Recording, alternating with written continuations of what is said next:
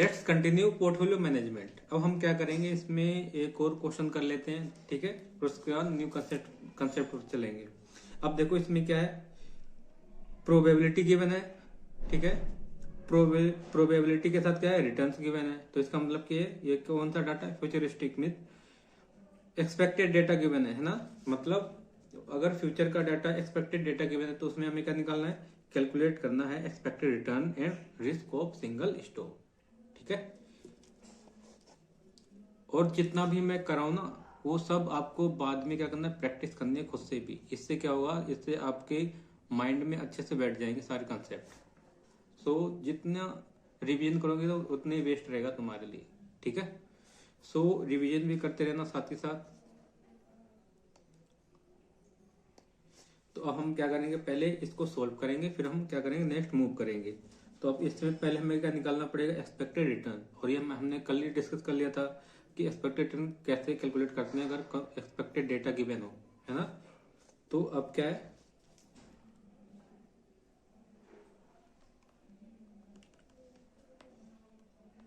Calculation of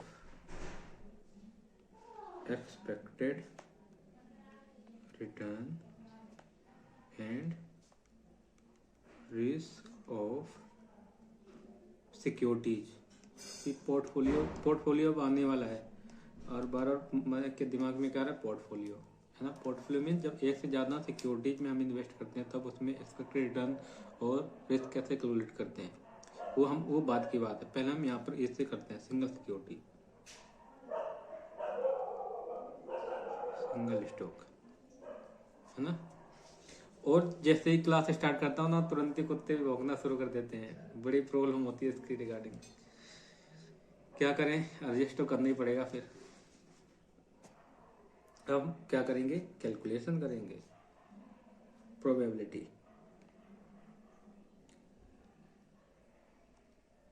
0.25, 0.30, 0.20, 0.25। अब यहाँ पर क्या आएगा, रिटर्न आएगा। इसे एक्स एज्यूम कर लेते हैं, रिटर्न को एक्स, है ना। और इसमें क्या आएगा, 25, 15, 10, 5। और हमें निकालना है एक्सपेक्टेड रिटर्न। और एक्सपेक्टेड रिटर्न के लिए क्या करते हैं, एक्सपेक्टेड रिटर्न के लिए क्या करते हैं, प्रोबेबिलिटी और उसको रिटर्न से मल्टीप्लाई कर देते हैं और उसका टोटल कर देना है। तो हमारा क्या आ जाएगा, एक्सपेक्टेड रिटर्न। तो क्या करना है तुम्हें, 25 इंटू में 0.25, 6.25, 15 इंटू में 0.3, 4.5, 10.2 इंटू में 10, 2.25 इंटू में 5, 1.25। टोटल कितना आ गया, 14। एक्सपेक्टेड रिटर्न कितना आ गया, 14 आ गया है। अब हम क्या निकालेंगे, रिस्क। और रिस्क तो पता ही है कैसे निकालते हैं। क्या करो, पहले वीडियो पॉज करो, पहले खुद बनाओ इस क्वेश्चन को, ठीक है। सॉल्व खुद करोगे तो और बेटर रहेगा। तो अब हम क्या करेंगे, हम निकालेंगे यहाँ पर x माइनस में x बार, और x हमें गिवन है और उसमें से x बार को माइनस कर दो। 25 माइनस में 14, तो ये कितना आ गया, 11। और 15 माइनस में 14, ये आ गया 1। और 5 माइनस में 14, ये आ गया 9, नहीं 10 माइनस में 14, 4 माइनस का आएगा। और 5 माइनस में 14, ये आएगा 9 माइनस, है ना। और हमें क्या करना है, x माइनस में x बार और इसका स्क्वायर कर दो, प्रोबेबिलिटी से मल्टीप्लाई कर दो डायरेक्ट। तो अब क्या करना है, अब क्या करना है, देखो यहाँ पर 11 इंटू में 0.25 और 2.75, नहीं स्क्वायर करना है पहले, सॉरी पहले करना है स्क्वायर। क्या करना है, पहले इसका स्क्वायर करो, है ना। स्क्वायर करोगे, फिर उसको क्या करना है, स्क्वायर करने के बाद इसको इसकी प्रोबेबिलिटी से मल्टीप्लाई कर दो। तो इट मीन्स 11 का स्क्वायर और उसको प्रोबेबिलिटी से मल्टीप्लाई करोगे तो कितना आएगा, 30.25। और उसके बाद 1 का स्क्वायर 1 ही आएगा और उसकी प्रोबेबिलिटी से मल्टीप्लाई करोगे तो कितना आएगा 0.30। और नेक्स्ट कितना है 4 स्क्वायर करोगे तो प्लस में आ जाएगा और उसका जो प्रोबेबिलिटी से मल्टीप्लाई कर दो 3.20। देन 9 से 9 का स्क्वायर कर दो और उसको 0.25 से मल्टीप्लाई, कितना आ गया 20.25, ये आ गया 54।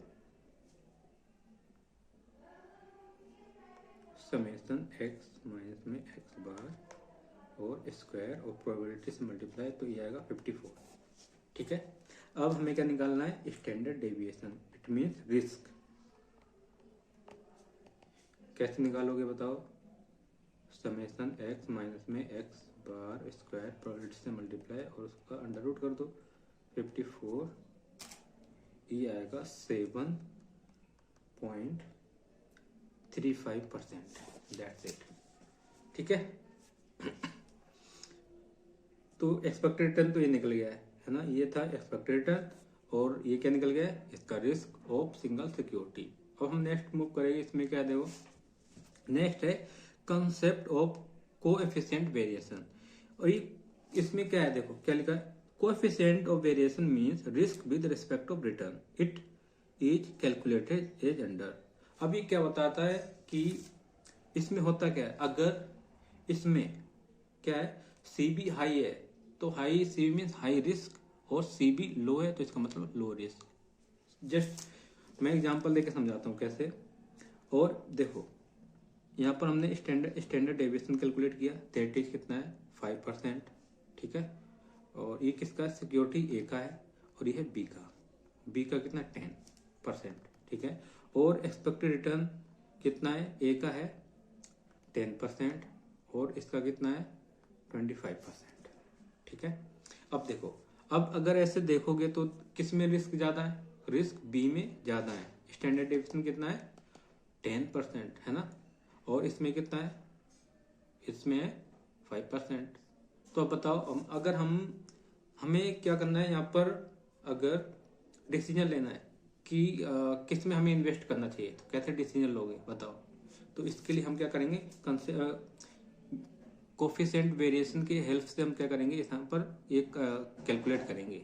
ठीक है, तो कैसे, तो सबसे पहले तो हमें क्या निकालना है सीबी कोफिशिएंट ऑफ वेरिएशन। तो इसको निकालने का फॉर्मूला क्या है SD अपॉन में एक्सपेक्टेड रिटर्न। अब यहाँ पर देखो ए का एक्सपेक्टेड रिटर्न कितना होगा, SD है 5 अपॉन में 10, ये आएगा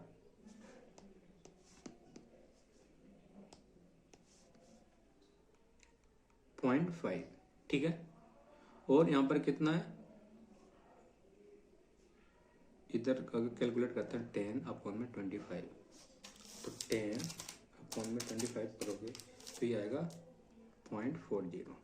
ठीक है, इट मीन्स देखो इसका मतलब क्या है, इट मीन्स यहाँ पर सीबी कितना है, यहाँ पर सीबी है लोअर, इट मीन्स यहाँ पर रिस्क कम है, और यहाँ पर सीबी है ज्यादा, इट मीन्स यहाँ पर रिस्क ज्यादा है। तो हमें कौन सी सिक्योरिटी में इन्वेस्ट करना चाहिए according to coefficient of variation, इसमें है ना, किसमें सिक्योरिटी बी में।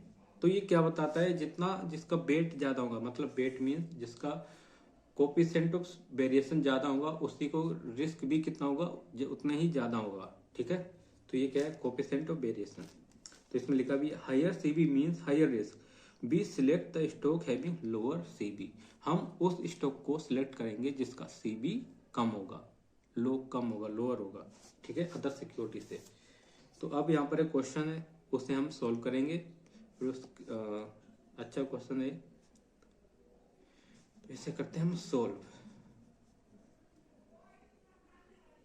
अब देखो इसमें क्या लिखा है क्वेश्चन में, अ स्टॉक कॉस्टिंग, उसका कॉस्टिंग रुपीज कितना है 120, pays no dividend, the possible price that the stock might sell for at the end of the year with the respective probabilities are.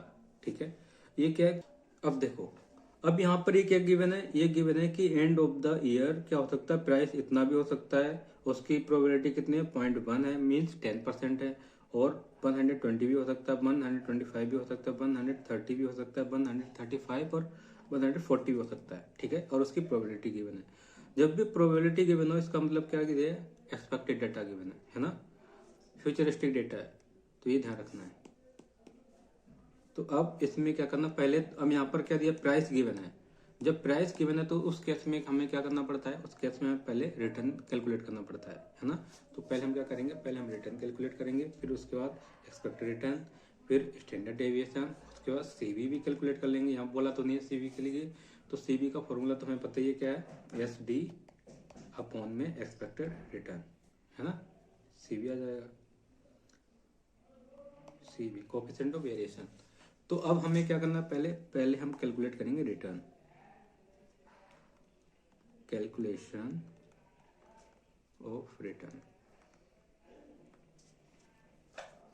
तो अब यहां पर देखो, अब हम ये क्या दिया लिखा है ना, ध्यान से देखो क्या लिखा है, ध्यान से यहाँ पे देखना, क्या the possible price that the stock might sell for at the end of the year with the respective probabilities are. इसका मतलब ये ईयर एंड का प्राइस गिवन है, और ये क्या है, ये P0 गिवन है।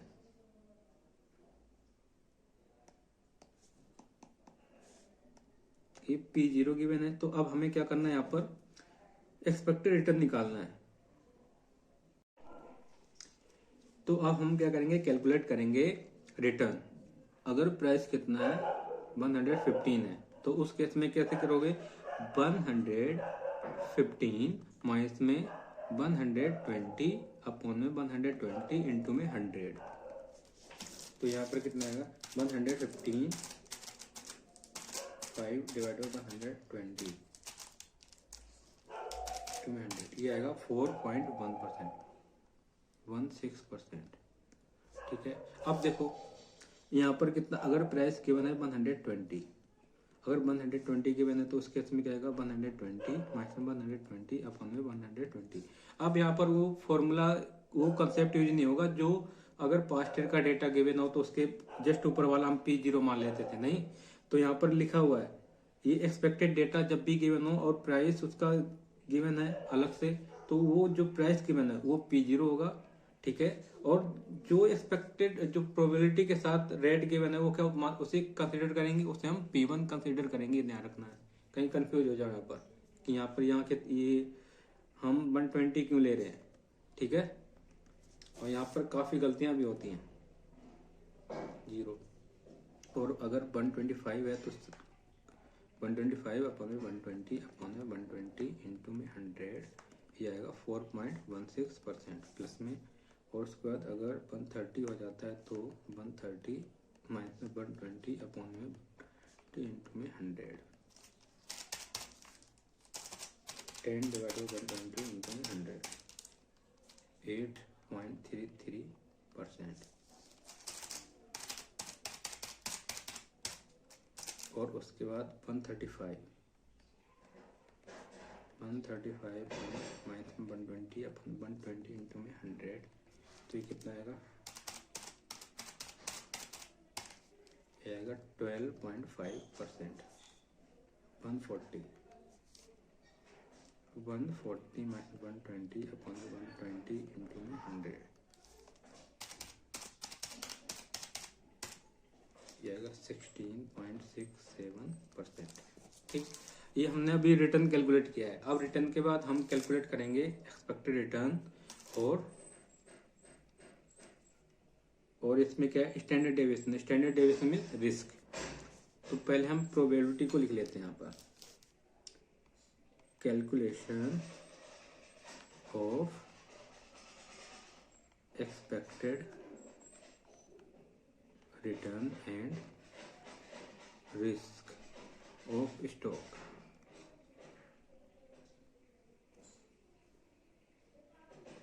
ठीक है। तो अब हमें करना क्या, पहले प्रोबेबिलिटी लिख लेते हैं, कितनी प्रोबेबिलिटी है, पहले इसकी है 0.1 और उसके बाद 1 2 3 2 1 2 3 2 1 2 3 2 नहीं, गलत कर दिया मैंने।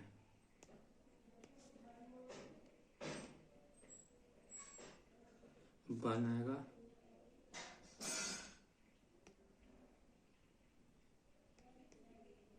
2321।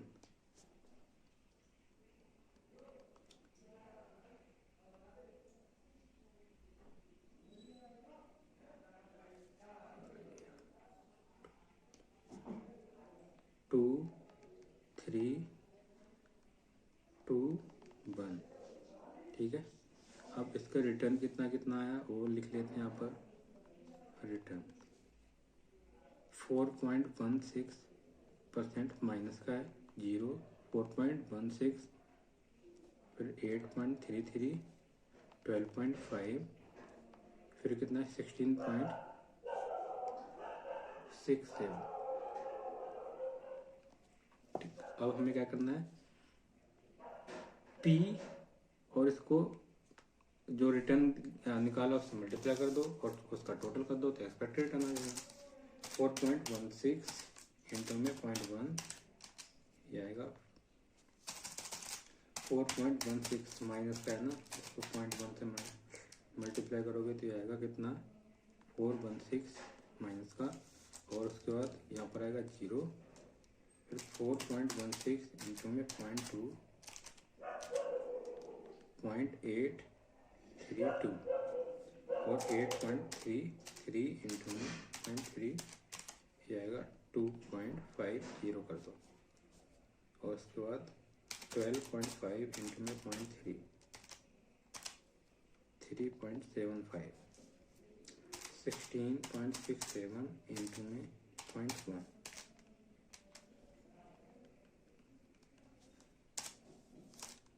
ये कितना आ गया, एक्स बार आ गया 8.33। ठीक है, और अगर यहाँ कैलकुलेशन में कोई गलती हो जाती है तो आप खुद भी सही कर लेना उसे। ठीक है, जब आप करो, आपको अगर अलग कोई आंसर आ रहा है, अगर मुझसे कोई मिस्टेक हो गई कैलकुलेशन में, तो आप क्या करना है, उसे सही कर लेना अपनी तरफ से।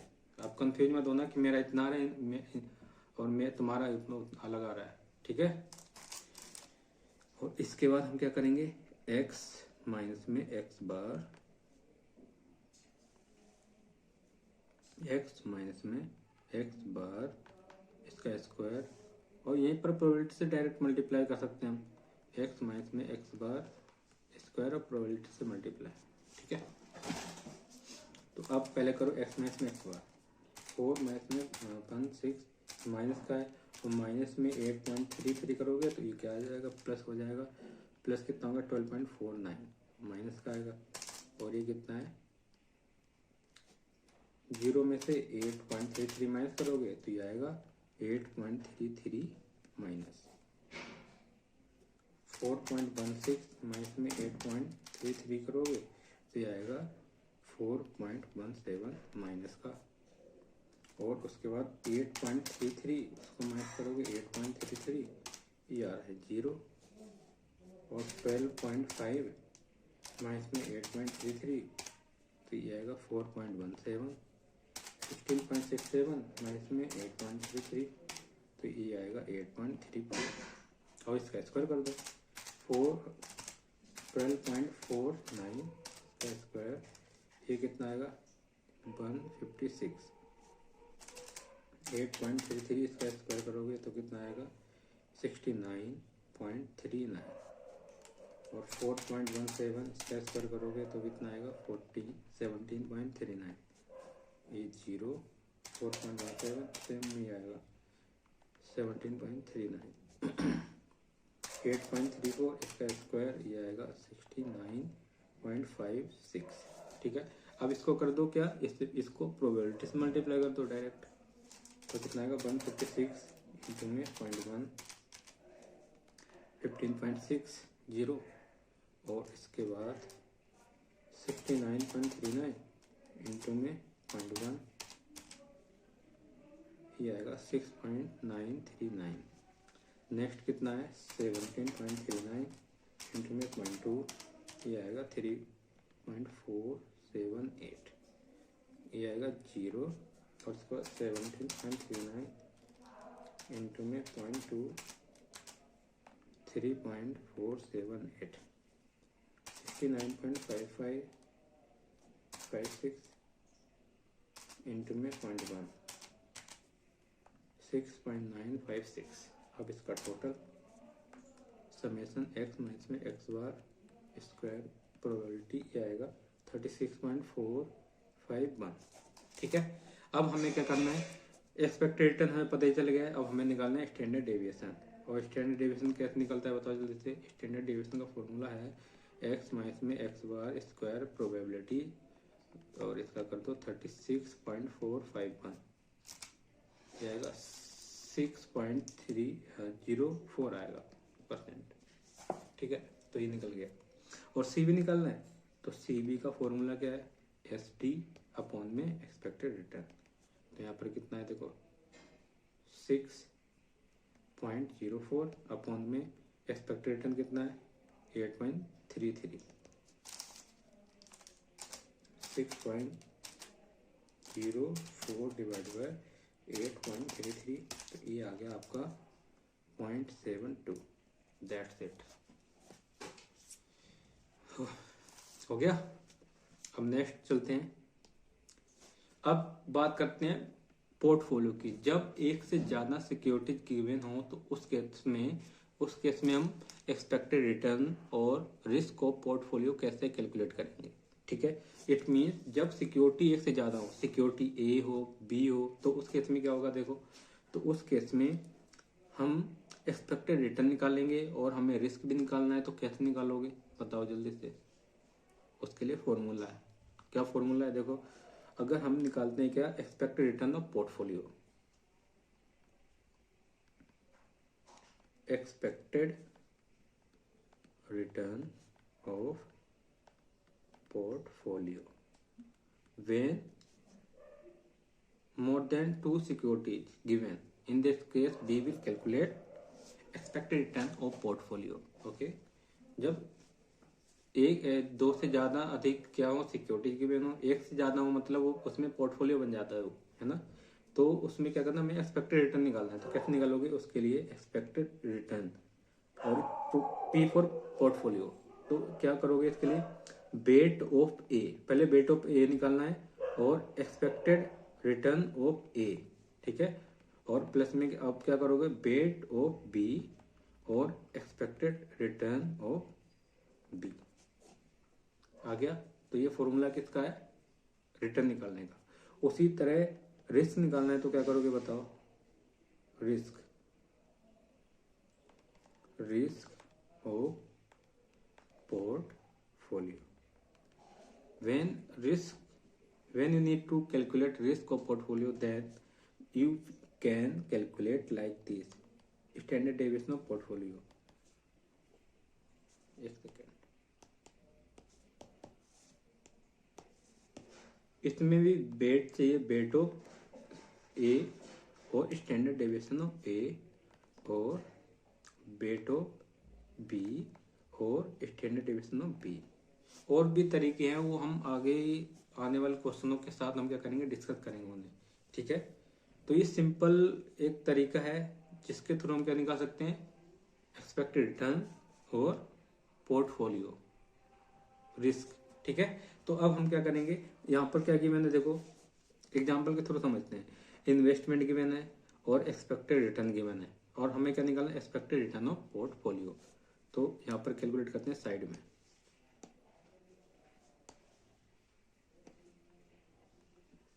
Calculation of expected return of portfolio. तो उसके लिए हमें क्या करना है, पहले सिक्योरिटीज गिवन है ना, एस फॉर सिक्योरिटीज, और सिक्योरिटीज में क्या गिवन है, ए बी, और इसकी इन्वेस्टमेंट कितनी है, इन्वेस्टमेंट है 3 लाख 2 लाख, और टोटल इन्वेस्टमेंट कितनी है 5 लाख। अब इसका निकालना क्या, हमें बेट निकालना है, बेट। ठीक है, अब बेट कैसे निकालोगे, ए की ए में इन्वेस्टमेंट कितना किया है 3 लाख। बेट निकालने का फॉर्मूला कुछ नहीं है, इन्वेस्टमेंट जो एक इन्वेस्टमेंट है और उसको टोटल इन्वेस्टमेंट से डिवाइड कर दो तो बेट आ जाएगा। किसका आ जाएगा बेट? बेट ऑफ ए। तो ये कितना है 0.6। अगर ये 0.6 है तो इसका 0.4 आएगा रिमेनिंग बैलेंस, है ना। तो ऐसे ही इसका भी निकलेगा, बी का भी, ये ए का और बी का, ये 0.6 निकलेगा और इसमें 2 लाख डिवाइड बाय क्या करोगे 5 लाख, ठीक है। तो ये कितना का 0.40 आ गया। अब हमें क्या करना है, बेट के साथ रिटर्न को मल्टीप्लाई कर दो बस।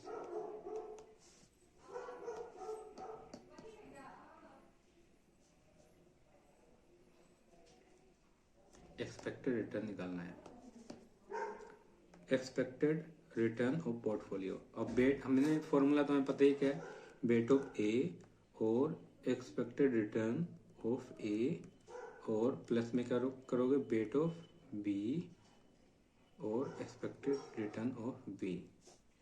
बस बेट पता है कितना है 0.60 और इसका एक्सपेक्टेड रिटर्न है 15 और प्लस कितना है बेट 0.4 है बी का और इसका रिटर्न है 10 और कर दो इसको 0.6 इंटू में 15 एंड 0.4 इंटू में 10, ये आएगा 13%। पोर्टफोलियो का रिटर्न कितना है 13%, ठीक है। तो ऐसे कैलकुलेट करना है। अब बात करते हैं कोरिलेशन एंड रिस्क पोर्टफोलियो। अब कोरिलेशन क्या होता है और रिस्क ऑफ पोर्टफोलियो हमने अभी सिंगल सिक्योरिटी का देखा था, है ना। और उसके बाद अब हम किसका देखेंगे, how to calculate risk of portfolio का। जब 2 या 2 से अधिक सिक्योरिटीज गिवन हो, 1 से अधिक सिक्योरिटीज गिवन हो तो उस केस में उसे क्या बोलेंगे पोर्टफोलियो रिस्क। इस पोर्टफोलियो का रिस्क हमें कैलकुलेट करना है। और पहले हम समझते हैं मीनिंग ऑफ कोरिलेशन। कोरिलेशन क्या बताता है, कोरिलेशन बताता है 2 सिक्योरिटीज का रिलेशनशिप कैसा है, रिलेशन कैसा है।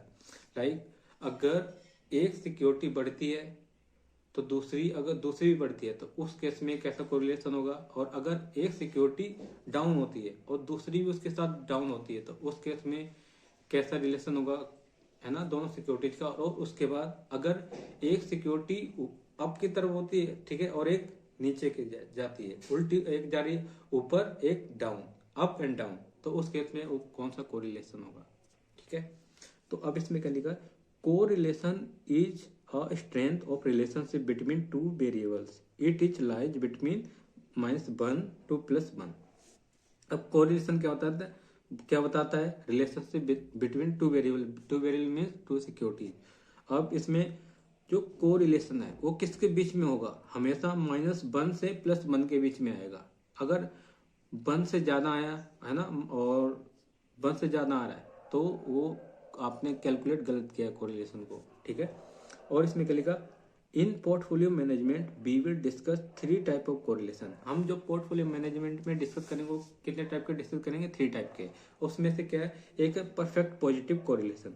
अब परफेक्ट पॉजिटिव कोरिलेशन क्या होता है, परफेक्ट पॉजिटिव मीन्स अगर एक सिक्योरिटी बढ़ती है, ठीक है, तो दूसरी भी बढ़ रही है तो ये क्या है परफेक्ट पॉजिटिव हो गया, ठीक है। और अगर एक सिक्योरिटी गिरती है उसी का दूसरी भी गिर रही है ना, डाउन जा रही है, डाउन किस तरफ जा रही है, डाउन साइड, तो इट मीन्स क्या, वो परफेक्ट पॉजिटिव। मतलब दोनों का डायरेक्शन है सेम होना चाहिए। अगर अप हो रही है तो दोनों अप हो रही है और अप डाउन हो रही है तो दोनों डाउन हो रही है, तो इट मीन्स परफेक्ट पॉजिटिव। और उसके बाद क्या, परफेक्ट नेगेटिव। परफेक्ट नेगेटिव में क्या होता है, एक सिक्योरिटी अप होती है, ठीक है, जैसे यहाँ पर सिक्योरिटी है, ठीक है, एक अप हो रही है और एक डाउन हो रही है, तो that is called perfect negative. और एक अप हो रही है एक डाउन हो रही है तो इट मीन्स क्या है परफेक्ट नेगेटिव। और क्या नेक्स्ट है other than perfect and perfect positive और परफेक्ट नेगेटिव कोरिलेशन। और जो इन दोनों के अलावा कोई भी सिचुएशन अराइज हो रही है तो उसे क्या बोलेंगे, ना तो परफेक्ट पॉजिटिव है ना ही परफेक्ट नेगेटिव है, ठीक है। तो कैलकुलेट कैसे करेंगे, हाउ टू कैलकुलेट कोरिलेशन। अब इसमें लिखा, in order to calculate correlation between 2 securities we have to calculate covariance between 2 securities. हमें क्या कैलकुलेट करना, पहले उसके लिए कोवेरियंस कैलकुलेट करना पड़ेगा, ठीक है, कोरिलेशन के लिए। और उसके बाद क्या लिखा, covariance X Y means joint deviation of X around X bar and Y around Y bar, it should calculate at under. अब इसे कैसे कैलकुलेट करेंगे, देखो कोवेरियंस का फॉर्मूला क्या गिवन है, एक कोवेरियंस का है। अगर पास्ट ईयर का डेटा गिवन है तो पास्ट ईयर का अगर डेटा गिवन है इट मीन्स तो हमें कोवेरियंस कैसे कैलकुलेट करना है, एक्स माइनस में एक्स बार और बाई माइनस में बाई बार, ठीक है, अपॉन में एन, ठीक है, कोवेरियंस आ जाएगा एक एक्स और बाई सिक्योरिटीज का, ठीक है। और वही पास्ट ईयर का डेटा गिवन होता उस केस में क्या करेंगे, अगर पास्ट ईयर का डेटा गिवन है तो एक्स माइनस में एक्स बार और बाई माइनस में बाई बार और उसको प्रोबेबिलिटी से मल्टीप्लाई कर देंगे तो कोवेरियंस आ जाएगा एक्स और बाई सिक्योरिटी का। ये कब आएगा, जब एक्सपेक्टेड डेटा गिवन हो, एक्सपेक्टेड डेटा, ठीक है।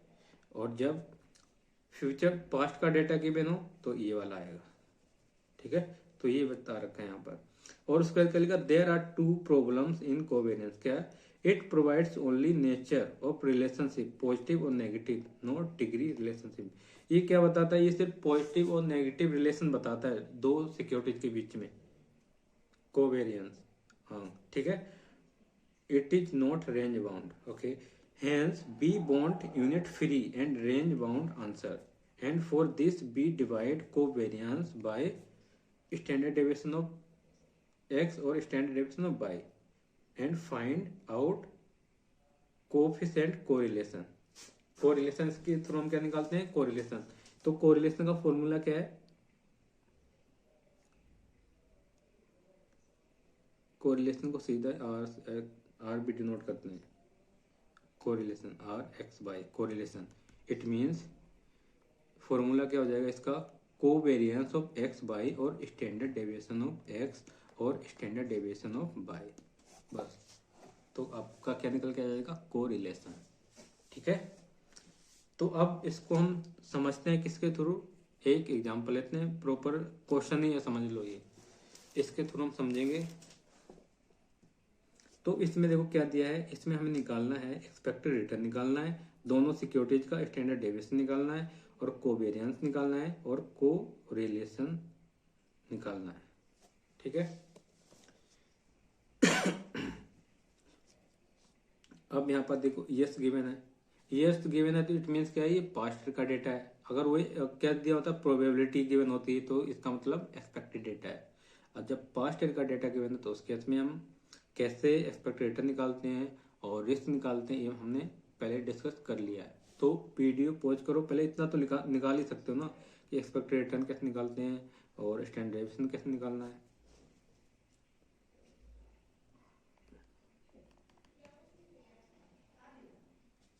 तो इसमें क्या ईयर्स,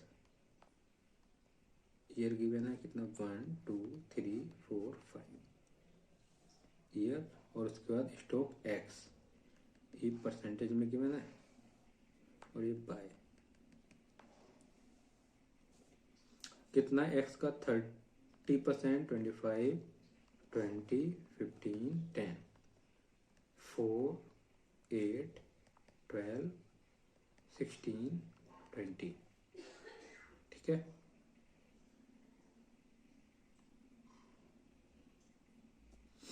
अब देखो, अब इसमें मैं ऐसे ही बता सकता हूँ कि इसका जो कोरिलेशन है नेगेटिव आएगा। कैसे, देखो एक यहाँ से देखो नीचे, यहाँ ये कम हो रहा है, कम हो रहा है, यहाँ पर भी कम ही हो रहा है, और यहाँ पर जैसे ही 20 हुआ यहाँ पर बढ़ गया, अब देखो यहाँ बढ़ गया, और यहाँ 15 हुआ तो यहाँ 16 हो गया, बढ़ रहा है। एक पॉजिटिव है, एक नेगेटिव में जा रहा है, मतलब नेगेटिव आएगा, देखते हैं। अब इसमें हमें क्या करना है, एक्सपेक्टेड निकालना है, एक्सपेक्टेड रिटर्न। और एक्सपेक्टेड रिटर्न हमें पता है कैसे निकालते हैं, expected return of x security का और एक्सपेक्टेड रिटर्न ऑफ बाई का।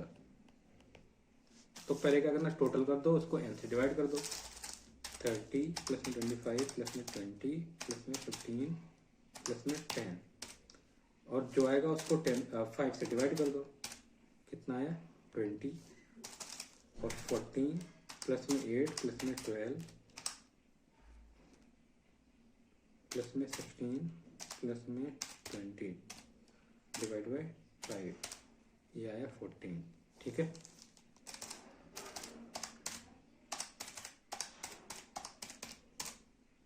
तो अब क्या करेंगे हम, पहले निकालेंगे x माइनस में x बार और नेक्स्ट y माइनस में y बार। पहले लिख लेता हूँ और उसके बाद बाद में करेंगे, पहले इतना कर लेते हैं।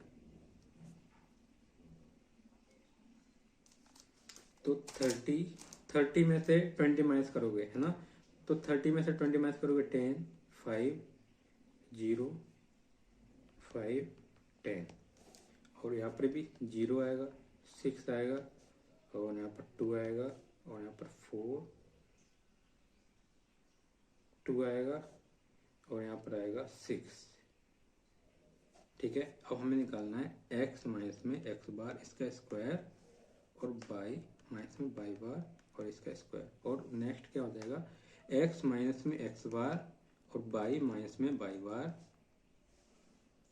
ठीक है, और अब हम क्या करेंगे, पहले स्क्वायर, इसका स्क्वायर करोगे 100, 25, 0, 25, 100, और यहाँ पर 0 आएगा इसका, और इसका कितना आएगा 36, 4, 4, 36।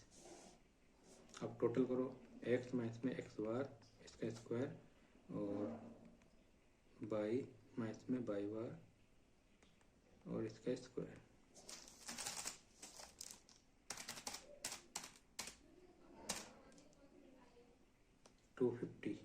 यह है 250, और ये कितना है 36 प्लस में 4 36 प्लस में 4 इंटू में 2, ये आएगा 80।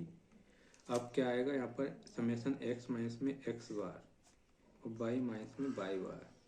ठीक है, तो x माइनस में x बार और y माइनस में y बार, ये देखो इन दोनों को मल्टीप्लाई करोगे तो 0 आएगा, और इन दोनों को मल्टीप्लाई करो, एक माइनस में एक प्लस में, तो ये कितना आएगा 30, और एक 0 है और एक -2 है तो ये 0 आएगा, और यहाँ पर एक माइनस में एक प्लस में तो 10 आएगा, वो भी माइनस का आएगा। ठीक है, और यहाँ पर 60 आएगा, वो भी माइनस का। देखो अब टोटल करोगे तो कितना आएगा, 60 प्लस में 10 प्लस में 30, ये आ गया 100, और वो भी माइनस का। ठीक है, इतना हो गया।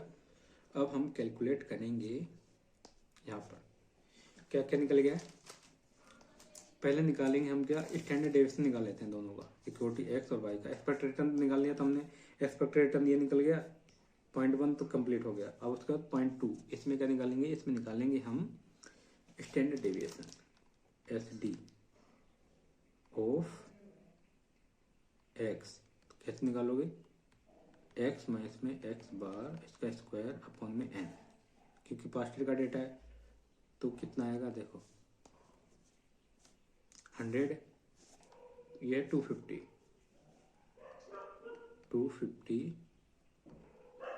अपॉन में n मीन्स 5 आएगा यहाँ पर, और जो आएगा 250 अपॉन में 5, और जो आया उसका अंडर रूट कर दो तो ये आएगा 5.47।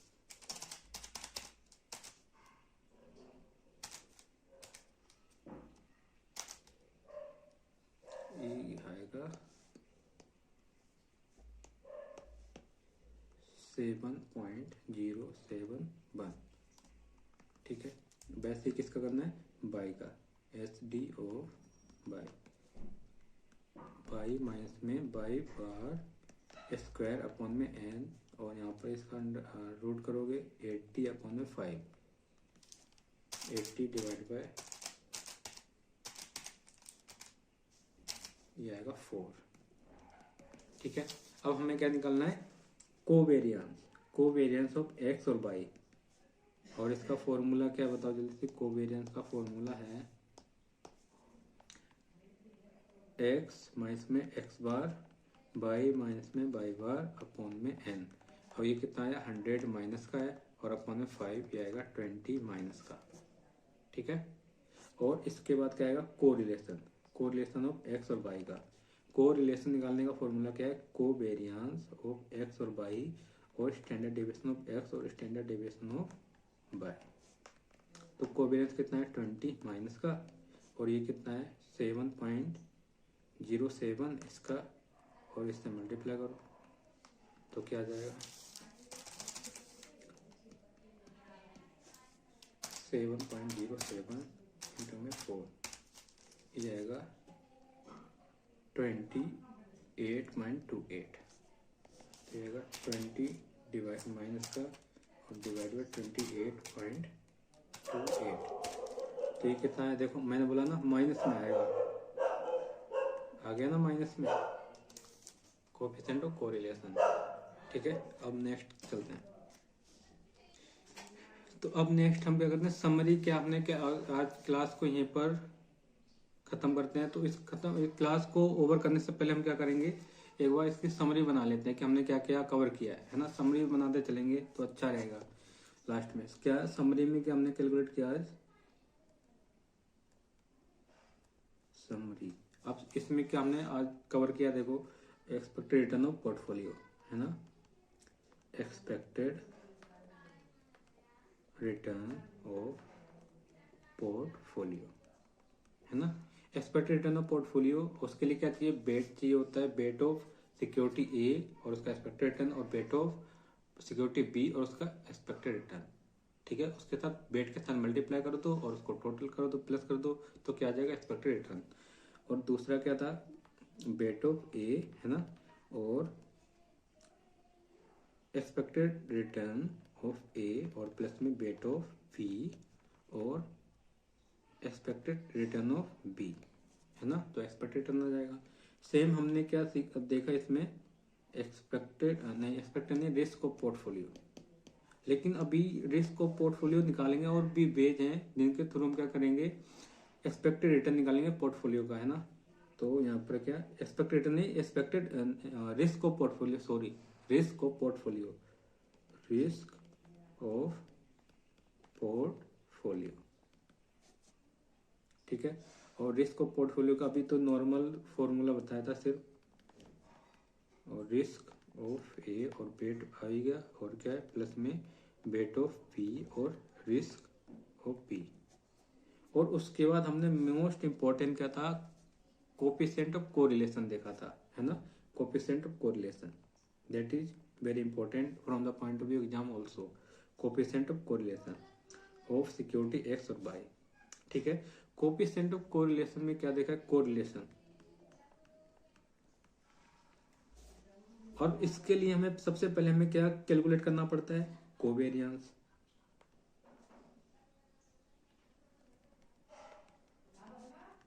कोवेरियंस ऑफ सिक्योरिटी एक्स और वाई का है ना। कोवेरियंस तो तुम्हें कैलकुलेट करना ही करना पड़ेगा। अगर क्वेश्चन में कोएफिशिएंट ऑफ कोरिलेशन अगर बोलता है तो क्या करना पड़ेगा, कोवेरियंस कैलकुलेट करना पड़ेगा आपको। ठीक है, और वो कैसे होगा, अगर पास्ट का डेटा है, पास्ट डेटा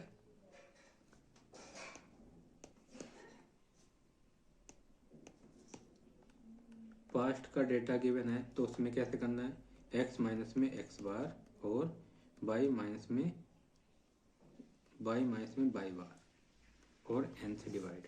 और एक्सपेक्टेड डेटा गिवन है, एक्सपेक्टेड डेटा तो उसमें x माइनस में x बार